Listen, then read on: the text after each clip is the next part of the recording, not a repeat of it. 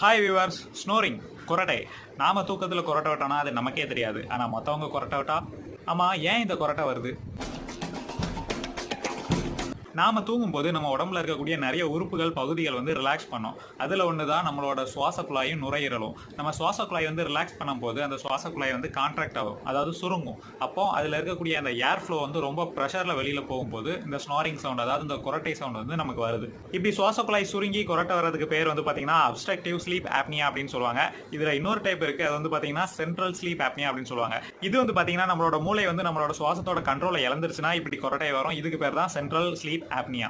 ஆனா பாத்தீங்கன்னா இது ரொம்பவே ரேரா தான் நடக்கும். இந்த அப்ஸ்ட்ரக்டிவ் ஸ்லீப் ஆப்னியா மூலமா நமக்கு கொரட்டை வர்றது வந்து பாத்தீங்கன்னா நார்மல் தான், இது எல்லாத்துக்குமே நடக்கும். ஆனா இது ரொம்ப அதிகமாச்சு அப்படின்னா அது கார்டியோவாஸ்குலர் டிசீஸ்க்கு கொண்டு போய் விட்டுரும். ஸோ கொரட்டை அதிகமா வந்ததுன்னா நம்ம கொஞ்சம் கவனமா இருக்கணும். படுக்கும்போது மல்லாக்கப்படுத்த விட்டத்தை பார்க்காம ஒரு சைடா படுத்தோம் அப்படின்னா அந்த கொரட்டையை நம்ம தவிர்க்கலாம்.